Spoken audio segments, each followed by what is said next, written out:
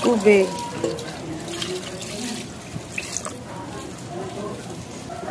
Po, after 40 minutes, ganyan na itsura niya.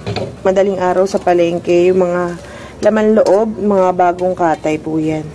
Ihahalo ko na rin yan, pakukuluan para lumambot. Pwede ko nang patayin to, luto na to.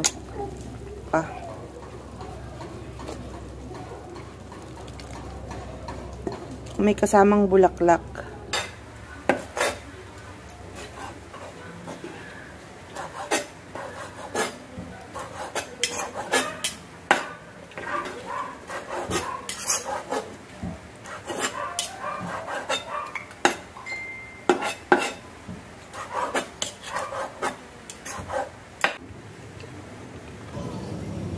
Pinitpit ko lang yung luya.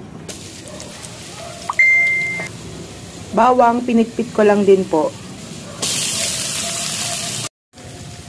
2 pong ulo ng bawang yung nilagay ko. Sibuyas, 3 medium size. Sabay ko na po tong laurel para lumasa na. Gisahin natin maigi. Lagay ko na po tong mga laman loob. Kasama na dyan yung isaw na hiniwa ko. Lagyan ko lang ng patis. Saka pamintang durog.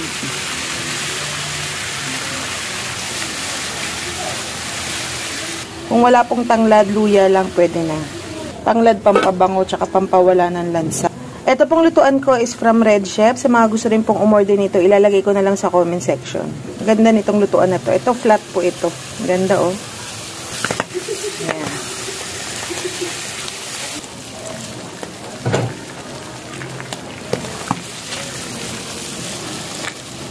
Yan, medyo natutusta na siya. Tanggalin ko na muna tong tanglad. Lagay ko na tong dugo. Hindi ko na sinala, okay lang din yan. Ito ng suka, ito gamit ko, Silver Swan. Sarap maasim-asim. Yan. Natin ulit to sa pagpapakulo. Ayan. Tagal na rin kumukulo. Takpan po natin para patuyuin natin ng kaunti.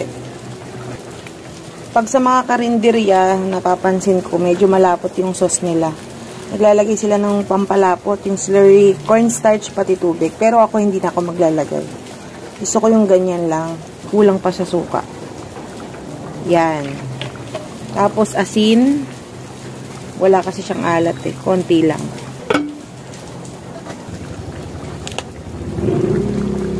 Yun, para lumasa talaga. Ang sili.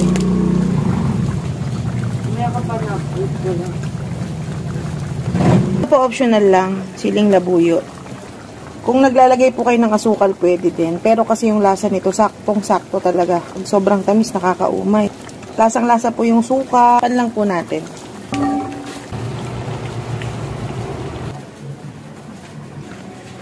Ayan, ganyan na po yung itsura niya nung medyo natuyo na siya. Nagmantika na. Ito yung ulam, natirang ulam, panggabi, panghapunan.